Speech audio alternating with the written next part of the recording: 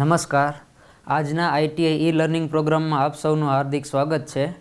આજે ઔદ્યોગિક તાલીમ સંસ્થામાં ચાલતા સોલાર ટેકનિશિયન ટ્રેડ અંતર્ગત handling of PV modules, module mounting અને સ્ટ્રક્ચર રિક્વાયરમેન્ટ નામના લેસન વિશે આપ સૌને હું તાલીમ સહ માર્ગદર્શન આપીશ. આજના લેક્ચરમાં હેન્ડલિંગ ઓફ પીવી મોડ્યુલ એટલે કે આપણે મોડ્યુલને કઈ રીતે એક જગ્યાએથી બીજી જગ્યાએ લઈ જવી. પછી છે મોડ્યુલ માઉન્ટિંગ એટલે કે મોડ્યુલને અથવા તો સોલાર પેનલને સ્ટ્રક્ચર ઉપર માઉન્ટ કઈ રીતે કરવી.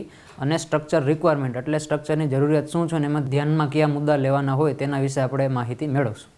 સોલાર પીવી મોડ્યુલ હેન્ડલિંગ એટલે સોલાર મોડ્યુલને હેન્ડલિંગ કરતી વખતે ધ્યાનમાં રાખવાના મુદ્દા. કોઈપણ પરિસ્થિતિમાં મોડ્યુલ્સને જંકશન બોક્સ અથવા ઇલેક્ટ્રિકલ વાયર પકડીને ઉંચકશો નહીં.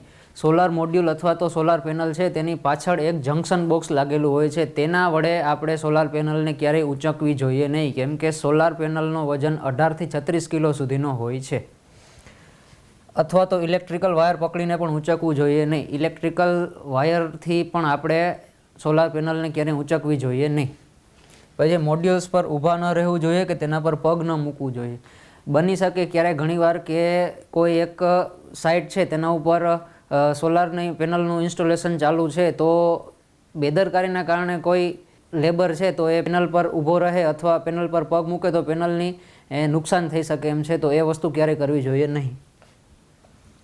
પછી છે એક મોડ્યુલને બીજા મોડ્યુલ પર ફેંકશો નહીં. એટલે વ્યવસ્થિત માળખાકીય રીતે એક જગ્યાએથી બીજી જગ્યાએ રાખવી જોઈએ ને એકની માથે બીજીને ઘા કરવી જોઈએ નહીં. પછી મોડ્યુલ પર ભારે વસ્તુઓ ન મૂકશો, આના કારણે તેનો ગ્લાસ તૂટી શકે છે. મોડ્યુલ એટલે અથવા તો સોલાર પેનલ છે તેની માથે ક્યારેય ભારે વસ્તુ મૂકવી જોઈએ નહીં. જ્યારે બની શકે એવું ક્યારેય કે સાઇટ પર કામ ચાલુ હોય તો કોઈ ભારે વસ્તુ સોલાર પેનલ પર કોઈના દ્વારા મુકાઈ જાય તો એનાથી સોલાર પેનલને નુકસાન થઈ શકે છે, અથવા તેનો કાચ એના સ્ટ્રક્ચરમાં સૌથી ઉપર ગ્લાસ રહેલો હોય છે તે તૂટી શકે છે અને સોલાર પેનલને નુકસાન થઈ શકે છે. એટલે આ કરવું જોઈએ નહીં. પછી છે મોડ્યુલ કોઈ જગ્યાએ રાખતી વખતે ખાસ કરીને ખૂણાના ભાગે ધ્યાન રાખવું જોઈએ. આ સમયે જો ધ્યાન રાખવામાં ન આવે તો તૂટી જવાનું જોખમ રહે છે. સોલાર પેનલ કંપની અથવા યુનિટેથી સોલાર ઇન્સ્ટોલર પાસે જતી હોય છે તો તે ટ્રાન્સપોર્ટેશન વખતે એજીસનું ખાસ ધ્યાન રાખવામાં આવે છે. એજીસ એટલે કે ખૂણાને નુકસાન ન થાય તેનું ખાસ ધ્યાન રાખવું જોઈએ, નકર તેના કારણે પેનલ તૂટી શકે છે. એને લગતા વિગતવાર ફોટા આપણે જોશું. પછી અયોગ્ય પરિવહન અથવા તો ઇન્સ્ટોલેશન મોડ્યુલને નુકસાન પહોંચાડી શકે છે. અયોગ્ય પરિવહન જે આપણે વાત કરીએ એમ, જે પરિવહન એક જગ્યાએથી બીજી જગ્યાએ પેનલને લઈ જતા હોય છે કે જેનું ચોક્કસ રીતે અથવા યોગ્ય રીતે કરવામાં ન આવે તો એનાથી પેનલને નુકસાન થઈ શકે છે. મોડ્યુલ્સને ખોલવાનો અથવા તેમાં લાગેલા લેબલ અથવા સ્ટીકરને દૂર ન કરવું જોઈએ. મોડ્યુલ એટલે કે સોલાર પેનલ છે તેને ખોલવાનો કે આપણી રીતે રિપેર કરવાનો પ્રયત્ન ન કરવો જોઈએ, અને તેમાં લાગેલા સ્ટીકર અથવા તો જે કોઈ પણ લેબલ હોય તેને કાઢવાનો પ્રયત્ન ક્યારેય કરવો જોઈએ. તે આપણે કાઢવું ન જોઈએ. લેબલમાં બધી સોલાર પેનલને લગતી માહિતી લખેલી હોય છે અને એના સ્ટીકરમાં પણ એની માહિતી લખેલી હોય છે, એટલે એ ક્યારેય દૂર કરવું જોઈએ નહીં. પછી છે મોડ્યુલની સપાટી ઉપર રંગ લગાવશો નહીં. એટલે મોડ્યુલની સપાટીને ક્યારેય કલર કરવો જોઈએ નહીં. પછી છે ઇન્સ્ટોલેશન પહેલાં મોડ્યુલને અનસપોર્ટેડ કે અનસિક્યોર્ડ રીતે ન છોડો. એટલે ઇન્સ્ટોલેશન પહેલાં જ્યારે ઇન્સ્ટોલેશનના પ્રિમાઇસીસ ઉપર સોલાર પેનલ રાખેલ હોય છે તો તેને અનસપોર્ટેડ અથવા તો અનસિક્યોર્ડ રીતે રાખવી જોઈએ નહીં. એનો આપણે એક ફોટો જોશું. દાખલા તરીકે જો મોડ્યુલ જેમ તેમ ટેકાવેલ હોય તો પડી શકે છે અને તૂટી શકે છે. પછી જ્યારે મોડ્યુલને ઉઠાવવામાં આવે ત્યારે ઓછામાં ઓછા 2 વ્યક્તિઓ ફ્રેમ પકડીને મોડ્યુલને ઉઠાવવું જોઈએ અને નોન સ્લીપ એટલે કે સ્લીપ ન થાય તેવા હાથ મોજા પહેરવા જોઈએ. આનું કારણ એ છે કે જો મોડ્યુલ હાથમાંથી લપસે તો પગ પર પડી શકે અને ફ્રેમને અને નુકસાન થઈ શકે છે. હવે આ મુદ્દો એમ કહે છે કે સોલાર પેનલ અથવા સોલાર મોડ્યુલનો વજન 18થી 36 કિલો હોય છે. એક માણસ એકલા હાથે ઉપાડી શકે છે, પણ એ કોશિશ ક્યારેય કરવી જોઈએ નહીં. બને ત્યાં સુધી વધારે પડતું આપણે એક પેનલને 2 લોકો ઉંચકી અને એક જગ્યાએથી બીજી જગ્યાએ લઈ જાય એવી આપણે વ્યવસ્થા કરવી જોઈએ. અને ઉંચકનાર જે લેબર જે છે એના હાથમાં નોન સ્લીપ ગ્લવ્સ પહેરેલા હોવા જોઈએ, જેના કારણે કોઈ કારણોસર હાથથી છટકી જાય તો તેના પગમાં લાગવાની શક્યતા છે, ઈજા ન પહોંચે એના માટે. અને ફ્રેમને પણ નુકસાન થઈ શકે છે. જો સોલાર પેનલ જમીન પર પડે તો તેની ફ્રેમને પણ નુકસાન થઈ શકે છે. ફ્રેમમાં ડ્રિલિંગ ન કરવું જોઈએ. આથી ફ્રેમની મજબૂતી ઘટી શકે છે અને કાટ લાગવાની શક્યતા વધી શકે છે. એટલે ફ્રેમમાં ક્યારેય ડ્રિલિંગ કરવું ન જોઈએ, કેમ કે એની સપાટી ઉપર અથવા પાછળના ભાગમાં કોટિંગ કરેલું હોય છે. કોટિંગ ઉપર જો ક્યારેય ડ્રિલિંગ કરવામાં આવે તો તેનું કોટિંગ ઉખડી શકે છે અને આજુબાજુમાં કાટ લાગવાની સંભાવના બની શકે છે, એટલે ક્યારેય ડ્રિલિંગ કામ કરવું જોઈએ નહીં. પછી છે ફ્રેમના કોટિંગને ઘસવું અથવા સ્ક્રેચ પાડવો જોઈએ નહીં. એ કીધેલું એમ છે, ફ્રેમના કોટિંગને ક્યારેય ઘસવું જોઈએ નહીં અથવા તેમાં સ્ક્રેચ પાડવો જોઈએ નહીં. એના કારણે તેના પર કાટ લાગી શકે છે. ક્યાં આપણે કોટિંગ પર અથવા ઘસી શકીએ? ક્યાં કે જ્યાં એનું ગ્રાઉન્ડિંગ કનેક્શન છે, જે પેનલ ટુ પેનલ અર્થિંગ કરવાનું છે, એ ભાગને આપણે ઘસી શકીએ. કેમ કે એ પછી પેનલ ટુ પેનલ અર્થિંગ કરીએ તો એના માટે એ ભાગ સિવાય બીજે ક્યાંય આપણે કોટિંગ કાઢવાનું હોતું નથી. આ કાટ અને મજબૂતીના નુકસાનનું કારણ બની શકે છે. તૂટી ગયેલા ગ્લાસવાળા મોડ્યુલને મરામત કરવાનો પ્રયાસ ન કરવો જોઈએ. એટલે કોઈ પેનલ તૂટી ગયેલ હોય તો એને આપણે આપણી રીતે રિપેર કરવાની ટ્રાય કરવી જોઈએ નહીં. હવે આ ફોટો જે છે એમાં કરેલ છે એ મુજબ આ સપોર્ટ છે, આ ટેકા ઉપર આ બધી પેનલ ગોઠવેલ છે, તો આ ગુડ પ્રેક્ટિસ કહેવાય. અને બીજી વસ્તુ, ઉપયોગ વિનાની પેનલને વ્યવસ્થિત યોગ્ય રીતે રાખેલી છે, તો આ ગુડ પ્રેક્ટિસ કહેવાય. પછી આ છે બેડ પ્રેક્ટિસ. આ રીતે ક્યારેય પેનલ રાખવી જોઈએ નહીં. અહીંયાથી પેનલ લસરી જાય તો આ પેનલને નુકસાન થઈ શકે. સેમ આ રીતે પણ જાતના સપોર્ટ વિના પણ આ રીતે પેનલને રાખવી જોઈએ નહીં. હવે આ ડુ અને ડોન્ટ્સ છે કે ભાઈ પેનલ છે તો આ બે વ્યક્તિઓ લઈને જાય તો એ ગુડ પ્રેક્ટિસ છે. આ રીતે એકલા વ્યક્તિએ પેનલ લઈને જવી જોઈએ નહીં. પછી છે બે વ્યક્તિ છે તો આ રીતે એને પેનલને લઈ જવી જોઈએ પરિવહનમાં. એક વ્યક્તિ આ રીતે જાય તો આ રીતે એના એજને નુકસાન થઈ શકે છે, કેમ કે પેનલનું વજન 18 થી 36 કિલો હોય તો ક્યારેય પેનલ એક વ્યક્તિએ ઉપાડવી જોઈએ નહીં. પછી આવી રીતના માથા પર પણ ક્યારેય પેનલ ઉચકીને જવી જોઈએ નહીં. પછીનો ટોપિક છે મોડ્યુલ માઉન્ટિંગ સ્ટ્રક્ચર અને તેની જરૂરિયાત. Module mounting structure. મોડ્યુલ એટલે સોલાર પેનલ અથવા સોલાર મોડ્યુલ, બે વસ્તુ એક જ છે. હવે તેનું માઉન્ટિંગ સ્ટ્રક્ચર અને તેની જરૂરિયાત. માઉન્ટિંગ સ્ટ્રક્ચર શું છે અને એની જરૂરિયાત શું છે તેના વિશે આપણે જોશું. મોડ્યુલ માઉન્ટિંગ સ્ટ્રક્ચર એટલે શું? તો કે સોલારની સૂર્ય ઉર્જા ઉત્પન્ન કરવા માટે આપણે પેનલને એમનેમ રાખી શકીએ નહીં. એને યોગ્ય સપોર્ટ, યોગ્ય પાયા અથવા જમીનથી જરૂરી ઢાળ અને જરૂરી ઊંચાઈ પર ફિક્સ કરવામાં આવેલ અથવા બાંધવામાં આવેલ માળખું કે જેના ઉપર આપણે સોલાર મોડ્યુલ રાખશું એને આપણે સોલાર મોડ્યુલ સ્ટ્રક્ચર કહીએ છીએ અથવા મોડ્યુલ માઉન્ટિંગ સ્ટ્રક્ચર કહીએ છીએ. આ એક આખો ફોટો છે. આ સપોર્ટ છે, આ જે છે એની માથે આપણે સોલાર પેનલ માઉન્ટ કરીશું. હવે છે સોલાર મોડ્યુલ માઉન્ટિંગના પ્રકાર ગોઠવણીના આધારે.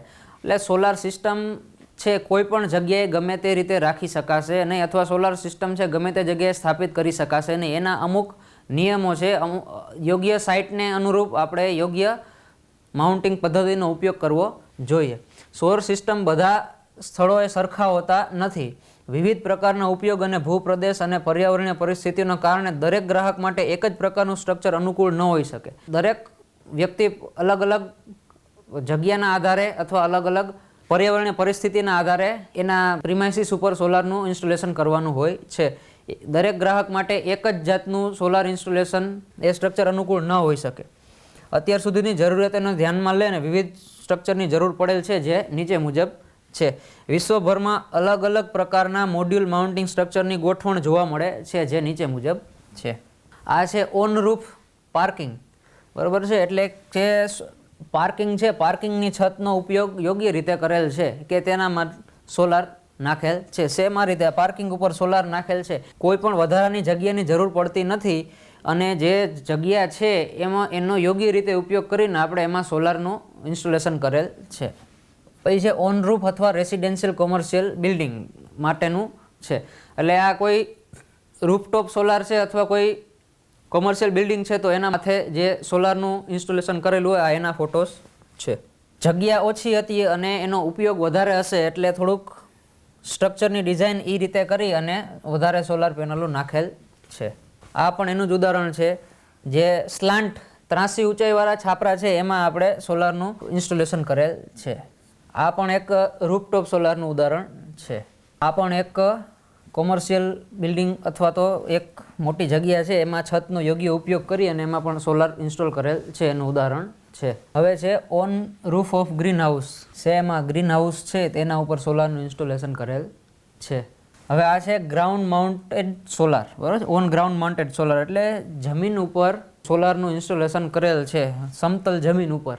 રૂફટોપ એટલે આપણે છત પર ઇન્સ્ટોલેશન કરેલું. આ છે સમતલ જમીન ઉપર કરેલું હોય છે. આમાં મોટી જમીનની જરૂર પડે જો મોટો પ્લાન્ટ હોય તો. આ મોટો પ્લાન્ટ છે જેમાં ગ્રાઉન્ડ માઉન્ટેડ સોલારનું ઇન્સ્ટોલેશન કરેલ છે. આ એક મોટો પાવર પ્લાન્ટ આ છે કેનાલ ટોપ, એટલે જે કેનાલ છે એની ઉપર સોલારનું ઇન્સ્ટોલેશન કરેલ છે. કોઈ નવી જગ્યાનો ઉપયોગ કરેલ નથી. જે જગ્યા છે એનો આ ઉપરના ભાગમાં યોગ્ય રીતે સોલાર પેનલ નાખેલ છે. આ છે tin shed mounting structure. Tin shed એટલે જે છાપરા જે છત છે એના ઉપર સોલારનું ઇન્સ્ટોલેશન કરેલ છે. જ્યાં પોતાની છત નથી પણ આ જે માનો કે ગામડા છે તો એમાં જે ઓલા નળિયાવાળા મકાન હોય એ ટાઈપનું હોય તો એના ઉપર આ જે ટીન શેડિંગ કરેલ છે, બરાબર છે. તેના ઉપર આ સ્ટ્રક્ચરથી અને આ ડાયરેક્ટ અને આ સ્ટ્રક્ચરથી એને ઇન્સ્ટોલેશન કરેલ છે. આવી રીતના અલગ અલગ કોઈ પણ જગ્યા જે છે તો એના ઉપર જે સોલારનું ઇન્સ્ટોલેશન કરવામાં આવેલ હોય છે તો એના આધારે એના માઉન્ટિંગ સ્ટ્રક્ચરની જરૂર પડે છે. ભારતમાં 2200થી વધારે રેલવે સ્ટેશનો જે છે જે સોલાર ઉર્જાથી સંચાલિત છે. સૌથી પહેલું સૂર્ય ઉર્જાથી સંચાલિત રેલવે સ્ટેશન હોય તો તે આસામનું ગુવાહાટી હતું. ફેબ્રુઆરી 2025 અંતર્ગત ગુજરાતમાં 112 અને ભારતમાં 2250થી વધારે રેલવે સ્ટેશનો સોલાર પેનલના ઉર્જાથી સંચાલિત છે.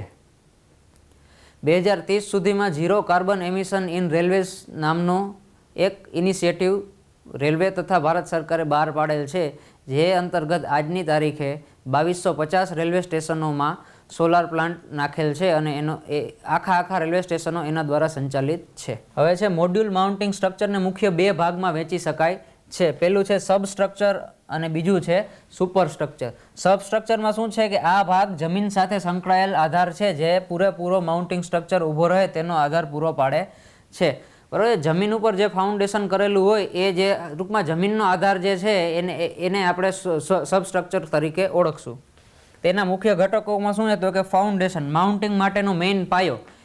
માઉન્ટિંગ કરવા માટે જે આપણે સ્ટ્રક્ચર ઊભું કરેલું હોય એના માટેનું જે ફાઉન્ડેશન હોય છે એને આપણે સબસ્ટ્રક્ચરની અંદર કહેશું. બીજું છે જે બોલ્ટ, એટલે સ્ટ્રક્ચરને મજબૂતીથી પકડવા માટે જે બોલ્ટ આકારના બોલ્ટનો ઉપયોગ થાય છે. એટલે જે ફાઉન્ડેશન કરેલું છે એ ફાઉન્ડેશનની એમાં જે બોલ્ટ નાખી અને એ સ્ટ્રક્ચરને જમીન સાથે મજબૂતાઈથી જોડાઈ રહે એના માટે આનો ઉપયોગ થાય છે. બીજું છે બેઝ પ્લેટ. પોલ કે સ્ટ્રક્ચરને જમીન પર મોટે ભાગે બેસાડવા માટેની પ્લેટ છે. જે ફાઉન્ડેશન છે એની માથે અથવા એની ઉપર આપણે બેઝ પ્લેટ રાખવાની હોય છે અને એ બેઝ પ્લેટમાં આપણે જે બોલ્ટ નાખી અને એ સ્ટ્રક્ચરને મજબૂત કરવાનું હોય છે. આગળ આપણે ફોટામાં જોઈએ.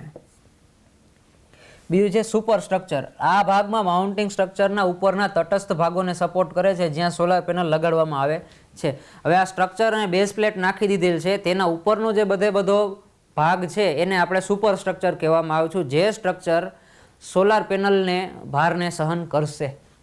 એના મુખ્ય ઘટકોમાં છે ઊભી ફિક્સ પોલ અથવા વર્ટિકલ ફિક્સ પોલ, માઉન્ટિંગ માટેનો આધાર. જે આપણે ફાઉન્ડેશન ઊભું કરેલું છે એના ઉપર જે ઊભો પોલ હોય છે એ આપણે સુપર સ્ટ્રક્ચરની અંદર કહેશું. પછી છે રાફ્ટર, પેનલને ટેકો આપતો ઢાળવાળો ભાગ. હવે જે સોલાર પેનલ છે બરાબર એને ઢાળવાળો ભાગ એટલે કે આપણે સોલાર પેનલને કોઈ આપણે ફ્લેટ રાખતા હોતા નથી. જે તે એરિયાના લેટિટ્યૂડ એંગલ હોય એ મુજબ આપણે એ એંગલને આપણે ટિલ્ટ એંગલ તરીકે રાખી અને સોલાર પેનલ આપણે સ્થાપિત કરતા હોઈએ. તો જે એ ટિલ્ટ એંગલ છે એના જે ત્રાસવાળા ઢાળવાળા જે રાખેલા હોય છે ભાગ એને આપણે રાફ્ટર કહીએ છીએ. એ ત્રાસવાળા ભાગ પર આડી જે લાઈન રાખેલી હોય છે એને આપણે પર્લિન્સ કહીએ છીએ. રાફ્ટર્સને જોડવા માટેનો આડો સપોર્ટ. જે બધા રાફ્ટર્સ આપણે રાખી દીધેલા છે એ રાફ્ટરને સપોર્ટ માટે જે આડી લાઈન રાખેલી છે જે રાફ્ટરને જેની ઉપર રાખશો એને આપણે પર્લિન કહેવામાં આવે છે. પછી છે બ્રેસિંગ, સ્ટ્રક્ચરને વધુ મજબૂતી આપવા માટે. જે ઊભો પોલ છે અને જે આ પર્લિનને રાફ્ટરનું સ્ટ્રક્ચર રાખેલ છે એને વધારે મજબૂતી આપવા માટે એક ત્રાસી લાઈન આપણે જે કોઈ પણ વધારે મજબૂત આપવા માટે ઉપયોગ કરીએ છીએ અને આપણે બ્રેસિંગ કહીએ છીએ. આપણે ફોટોમાં જોઈએ. પછી છે ક્લેમ્સ, પેનલ્સને પકડી રાખવા માટે આપણે જે છે એને આપણે ક્લેમ્સ કહીએ છીએ. પછી છે ફાસ્ટનર, બરાબર, જેમ કે નટ બોલ્ટ, સ્ટાર વોશર અથવા સ્પ્રિંગ વોશર. આ જે છે એને આપણે ફાસ્ટનરનો ઉપયોગ આપણે કરીએ છીએ. એ ક્યાં કરીએ છીએ? એક જાતનું સ્ટ્રક્ચર છે એમાં આપણે આગળ જોઈએ. પછી જે સબ સ્ટ્રક્ચરના મુખ્ય ઘટક, એમાં જે ફાઉન્ડેશનની વાત થઈ કે આ ઢાંચાનો સૌથી નીચેનો ભાગ છે. સ્ટ્રક્ચરનું વજન જમીનમાં આવેલી માટી સુધી પહોંચાડે છે તેને ફાઉન્ડેશન કહીએ છીએ. જો ગ્રાઉન્ડ માઉન્ટેડ સોલાર હોય તો એના માટે આ છે, અથવા રૂફટોપ સોલાર હોય તો એના માટે પણ આરસીસી કોન્ક્રીટ સિમેન્ટનું આપણે સ્ટ્રક્ચર ફાઉન્ડેશન તૈયાર કરીએ છીએ. હવે છે જે બોલ્ટ અથવા એન્કર બોલ્ટ. આ એન્કર બોલ્ટનો ઉપયોગ કરી કોન્ક્રીટ સાથે કોઈ વસ્તુ કે ઢાંચાને મજબૂતીથી જોડવા માટે થાય છે. કોન્ક્રીટનું સ્ટ્રક્ચર છે એને આપણું આખું કોન્ક્રીટનું જે ફાઉન્ડેશન છે એમાં આપણું આખું સ્ટ્રક્ચર મજબૂતાઈથી જોડાઈ રહે એના માટે આપણે જે બોલ્ટ અથવા તો એન્કર ફાસ્ટનરનો ઉપયોગ કરીએ છીએ. પછી છે બેઝ પ્લેટ. આ એક પ્લેટ છે જે સ્ટ્રક્ચરને આધાર આપે છે અને સપાટી પર હોલ કરેલા હોય છે જેને એન્કર બોલ્ટનો ટેકો મળે છે. જે એના ઉપર જે ડ્રિલિંગ કરેલું હોય છે એમાં આપણે એન્કર બોલ્ટ નાખી અને આપણે એને મજબૂતાઈ આપીએ છીએ. આ છે જે બોલ્ટ. ફાઉન્ડેશન ઉપર આ જે છે આ બેઝ પ્લેટ છે એના ઉપર આ જે બોલ્ટ રાખી અને સ્ટ્રક્ચરને મજબૂતાઈ આપેલી છે. આ જે છે એ બેઝ પ્લેટ છે. બેઝ પ્લેટ છે એમાં આપણે એન્કર ફાસ્ટનર નાખી અને એને છત સાથે મજબૂતાઈથી જોડેલ છે. આ આખું સ્ટ્રક્ચર છે તો એ રીતે આનો આપણે ઝૂમ વ્યૂ બતાવેલ છે. હવે છે મોડ્યુલ માઉન્ટિંગ સ્ટ્રક્ચરના પ્રકાર. તો છે કે લોકેશન ઓફ ઇન્સ્ટોલેશન અને ફિક્સિડિટી. લોકેશન ઓફ ઇન્સ્ટોલેશન એટલે ઇન્સ્ટોલેશનનું જે લોકેશન છે એના આધારે પ્રકાર પડેલ છે. એમાં એમ છે ગ્રાઉન્ડ માઉન્ટેડ અને રૂફ માઉન્ટેડ.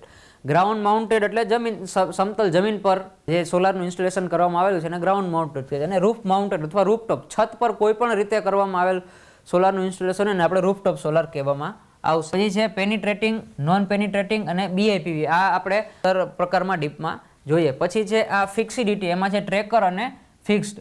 ટ્રેકર એટલે શું થાય કે ભાઈ એક સૂર્યમુખીનું ફૂલ છે એ સૂર્ય જે દિશા તરફ જાય છે સૂર્યમુખીનું ફૂલ એ દિશા તરફ ફરે છે. તો એ સિસ્ટમનો ઉપયોગ કરીને સોલાર ટ્રેકિંગનો કન્સેપ્ટ એના ઉપર છે કે સૂર્ય જે દિશામાં જાય એ દિશામાં આ ટ્રેકર સોલાર પેનલને ફેરવે અને સોલાર પેનલ મેક્સિમમ આઉટપુટ આપે.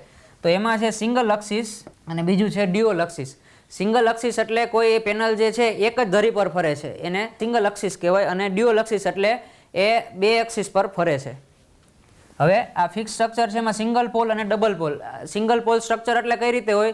ફિક્સ સ્ટ્રક્ચર હોય છે. સિંગલ પોલ એટલે એક પોલ ઉપર ઉભેલું આખું સ્ટ્રક્ચર હોય ને સિંગલ પોલ સ્ટ્રક્ચર કહેવામાં આવે છે. દાખલા તરીકે આપણે સોલાર સ્ટ્રીટ લાઇટ જે સિંગલ પોલ પર ઉભેલું હોય છે અને ડબલ પોલ એટલે બાકીની બધી વધારે પડતી ડબલ પોલ હોય છે. હવે છે મોડ્યુલ માઉન્ટિંગ સ્ટ્રક્ચરને નીચેના પ્રકારે વર્ગીકૃત કરી શકાય છે. તો ઇન્સ્ટોલેશનના આધાર પર અને સ્થિરતાના આધાર પર એટલે કે ફિક્સિડિટી.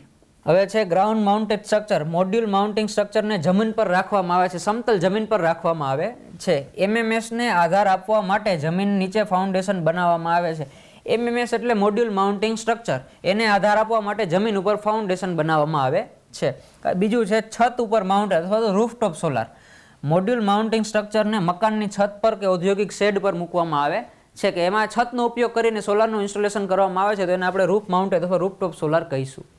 આ છે ગ્રાઉન્ડ માઉન્ટેડ સોલાર. કોઈ એક જગ્યા છે જ્યાં સોલારનું આખું ઇન્સ્ટોલેશન થાય છે, કોઈ સોલાર પાવર પ્લાન્ટ છે એનું ઇન્સ્ટોલેશન થાય છે. તો આવી રીતના એનું સ્ટ્રક્ચર તૈયાર કરી પછી આવી રીતના ફાઉન્ડેશન કરી અને પછી એની માથે સોલાર મૂકવામાં આવે છે. તો આ છે ગ્રાઉન્ડ માઉન્ટેડ સ્ટ્રક્ચર. હવે છે રૂફ માઉન્ટેડ, છત ઉપર માઉન્ટ કરેલ સોલાર. મોડ્યુલ માઉન્ટિંગ સ્ટ્રક્ચરને મકાનની છત કે ઔદ્યોગિક શેડ પર મૂકવામાં આવે છે. એમાં બે પ્રકાર છે, એક છે પેનિટ્રેટિંગ મેથડ અને નોન પેનિટ્રેટિંગ મેથડ. પેનિટ્રેટિંગ મેથડ એટલે શું કે આ પદ્ધતિમાં છતમાં ડ્રિલિંગ અથવા ચિપિંગ કરવામાં આવે છે.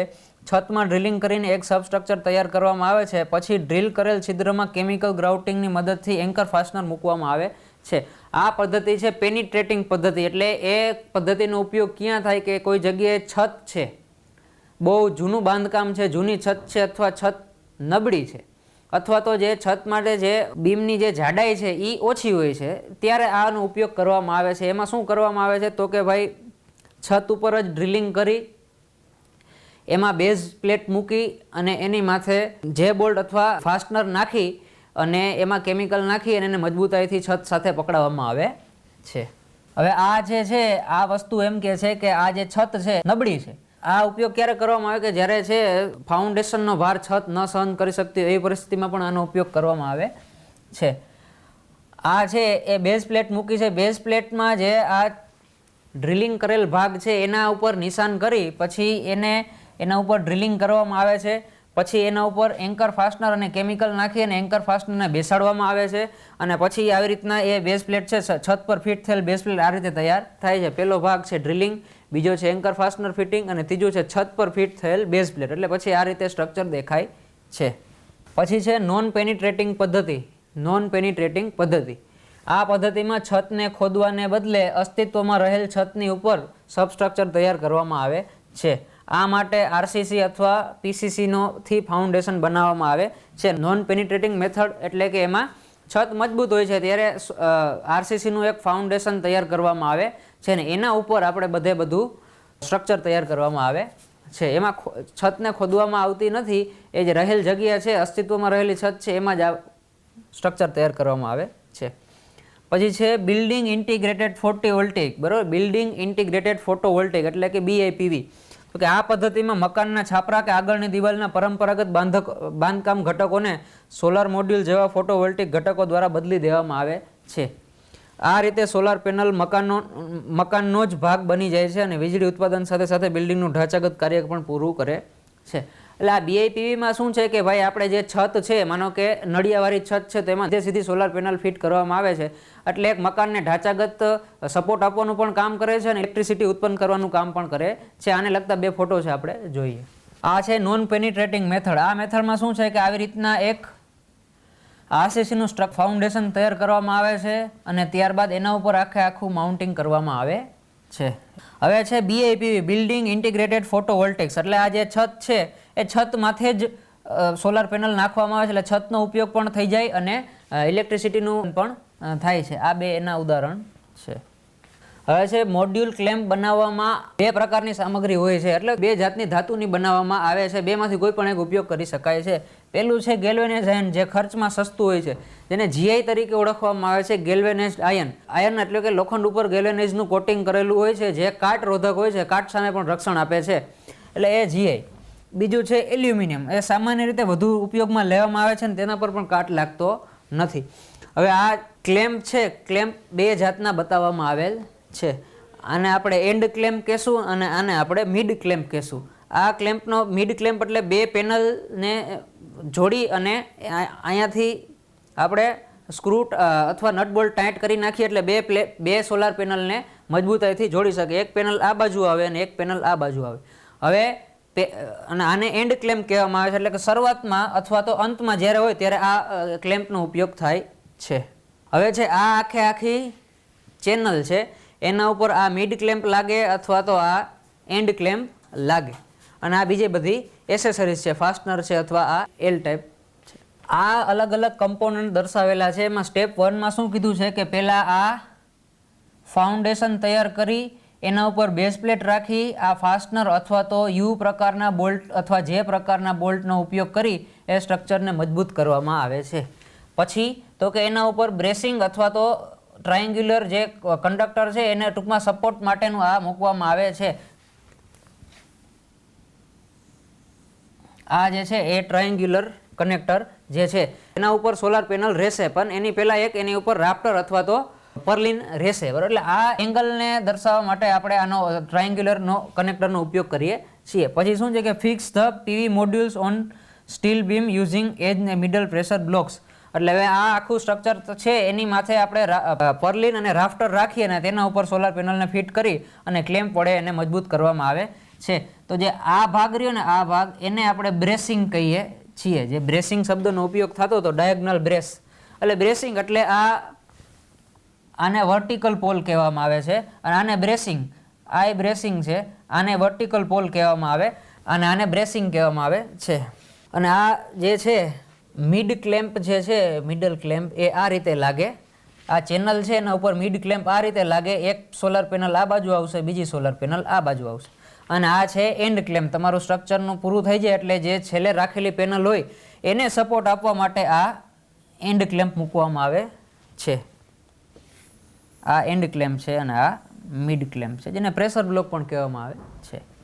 આ આખું સ્ટ્રક્ચર છે, બરાબર છે. આ જે ભાગ, આને આપણે વર્ટિકલ પોલ કહીએ છીએ, બરાબર છે. આ જે ભાગ છે ને આપણે બ્રેસિંગ કહીએ છીએ, જે સ્ટ્રક્ચરને વધારે પડતો સપોર્ટ આપી અને મજબૂતાઈ આપવાનું કામ કરે છે. આ જે આ લાઈન રહી એને આપણે રાફ્ટર કહીએ છીએ. એ રાફ્ટર છે એના ઉપર આ આડું સ્ટ્રક્ચર છે એને આપણે પર્લિન કહીએ છીએ. રાફ્ટર મૂકી એની માથે પર્લિન મૂકવામાં આવે છે અને એની ઉપર આપણે સોલાર પેનલ રાખવામાં આવે છે અને ત્યાં અહીંયા વચ્ચે મિડ ક્લેમ્પ અને જો છેડો હોય તો એન્ડ ક્લેમ્પનો ઉપયોગ થાય છે. હવે છે મોડ્યુલ માઉન્ટિંગ સ્ટ્રક્ચરના ડિઝાઇન અને સિદ્ધાંતો. ડિઝાઇન અને સિદ્ધાંતોમાં શું છે, કોઈ પણ સ્ટ્રક્ચર પર લાગતો લોડ એટલે કે ભાર નીચે મુજબની શ્રેણીમાં બની શકે છે. તો કે આખું સ્ટ્રક્ચર છે એના ઉપર જે લોડ આવે અથવા તો ભાર આવે તો એ કેના ઉપર આધાર રાખે છે અથવા એને કેના પ્રકારમાં વેચી શકાય છે. પેલું છે ડેડ લોડ. ડેડ લોડ એ સ્થિર સ્વરૂપનો લોડ છે. ડેડ લોડમાં સ્ટ્રક્ચરનું પોતાનું વજન અને તેના પર ફિટ થયેલ ઘટકો જેમ કે મોડ્યુલ, ક્લેમ્પ ને ફાસ્ટનર વગેરેનો વજનનો સમાવેશ થાય છે. એને ડેડ લોડ કહેવામાં આવે છે કે એના ઉપર સ્ટ્રક્ચર ઉપર પોતાનું વજન, તેના ઉપર લાગેલા ઘટકો જેમ કે પેનલ છે, ફાસ્ટનર છે, આ બધાનું વજન છે એનો ડેડ લોડમાં સમાવેશ થાય છે. જે સ્થિર રહેશે, એમાં કોઈ ફેરફાર થવા નથી. એકવાર સ્ટ્રક્ચર તૈયાર થઈ ગયું અને પેનલ નખાઈ ગઈ ત્યારબાદ એ વસ્તુમાં કોઈ પણ જાતનો ફેરફાર થવાનો નથી, એટલે આપણે એને ડેડ લોડ કીધું. બીજો ભાગ છે લાઈવ લોડ. લાઈવ લોડ એટલે શું થાય, પરિસ્થિતિઓને આધીન એમાં ફેરફાર થશે. લાઈવ લોડ ફેરફાર થતા સ્વરૂપનો લોડ હોય છે. લોડ એટલે ભાર કીધેલો છે, આમાં લોડ એટલે ભારની વાત થાય છે. લાઈવ લોડમાં પવનનો દબાણ અથવા તો ભૂકંપ લહેરો જેમ કે સિસ્મિક લોડનો સમાવેશ થાય છે. પવનના કારણે પણ સોલાર સ્ટ્રક્ચર પર લોડ પડી શકે છે અને ભૂકંપની લહેરોના કારણે પણ આ સ્ટ્રક્ચર પર લોડ પડી શકે છે.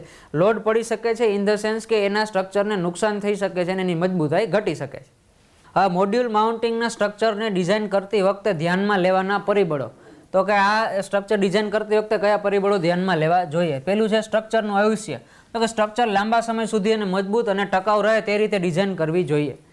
સોલાર પેનલ અથવા સોલારનું આખું આપણું ઇન્સ્ટોલેશન છે એનું આયુષ્ય 25 વર્ષનું છે. તો આવડા લાંબા સમયગાળા માટે આવડું લાંબુ આયુષ્ય ધરાવે એવું સ્ટ્રક્ચરનું ડિઝાઇન આપણે કરવી જોઈએ. સ્ટ્રક્ચર છે કે લાંબા સમય સુધી મજબૂત, 25 વર્ષ સુધી મજબૂત ને ટકાઉ રહે એવું આપણે સ્ટ્રક્ચર તૈયાર કરવું જોઈએ.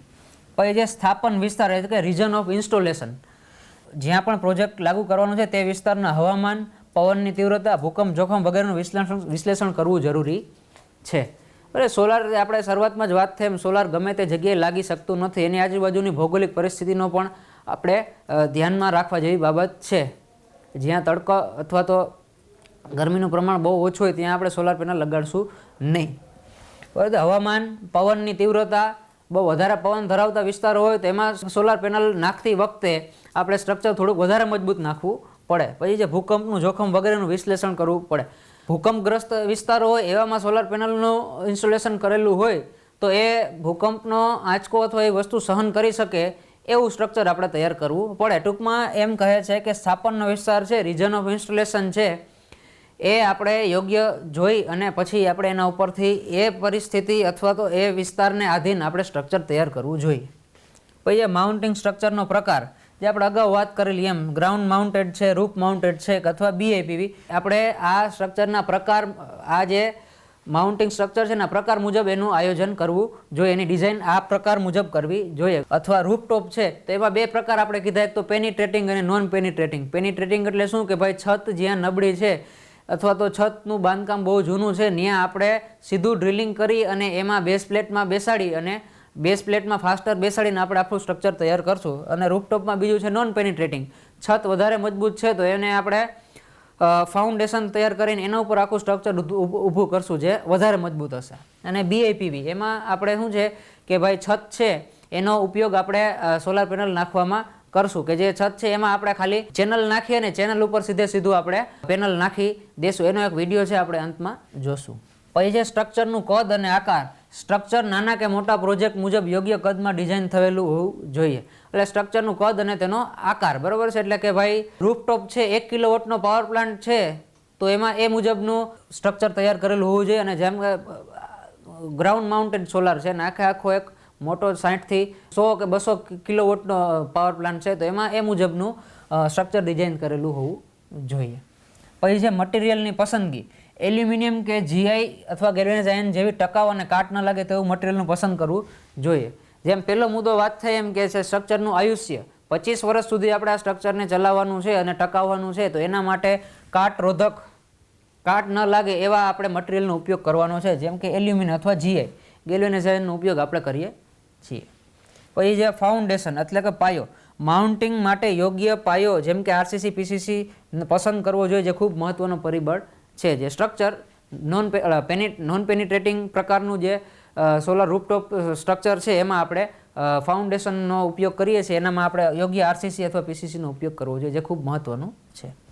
પછી છે કે લોડ કોમ્બિનેશન, ભિન્ન પ્રકારના લોડનું સંયોજન, લાઈવ લોડ, ડેડ લોડ, પવનનો લોડ, ભૂકંપનો લોડ વગેરેના સંયોજનને ધ્યાનમાં રાખીને સ્ટ્રક્ચર તૈયાર કરવું જોઈએ. એ રીજન ઓફ ઇન્સ્ટોલેશન, જે આપણે સોલાર પેનલ ઇન્સ્ટોલ કરવાની છે એ જગ્યામાં જે ડેડ લોડ, લાઈવ લોડ છે, પવન લોડ છે અથવા તો ભૂકંપ લોડ છે, આનું સંયોજનને ધ્યાનમાં રાખીને સ્ટ્રક્ચર તૈયાર કરવું જોઈએ. ભૂકંપગ્રસ્ત વિસ્તાર છે અથવા તો પવન વધારે પડતો આવે છે અને સોલાર પેનલ નુકસાન કરે એવો વિસ્તાર છે તો એમાં વધુ મજબૂતાઈવાળું સ્ટ્રક્ચર તૈયાર કરવું જોઈએ.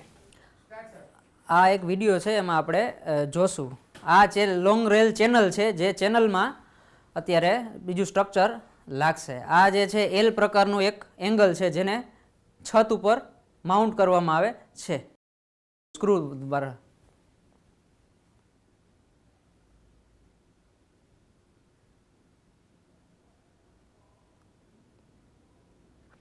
અને હવે એ વસ્તુને ચેનલ છે તેની સાથે ક્લેમ્પ કરવામાં આવેલ છે. એવી રીતના આખી જે ચેનલ છે એને યોગ્ય અંતરે આ છત સાથે કરવામાં આવે છે. હવે રેલ કનેક્ટર એટલે કે બહુ લાંબુ છે તો એમાં એક એની યોગ્ય સ્ટાન્ડર્ડ મુજબ જ એની લંબાઈનું આ આવતું હોય છે. પછી આપણે લાંબા અંતરનું હોય તો એવી રીતના કનેક્ટરનો ઉપયોગ કરી અને આપણે સ્ટ્રક્ચરને માઉન્ટ કરશું.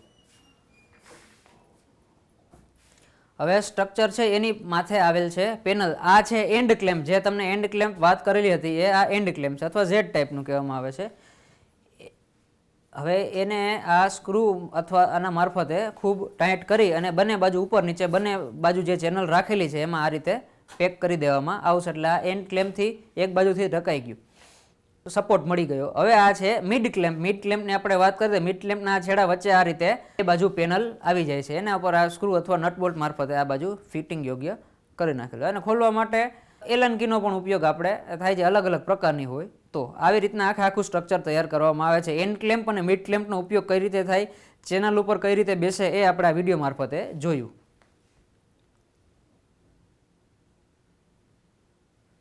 તો આજે આપણે handling of PV modules, module mounting અને સ્ટ્રક્ચર રિક્વાયરમેન્ટ વિશે સમજ્યા.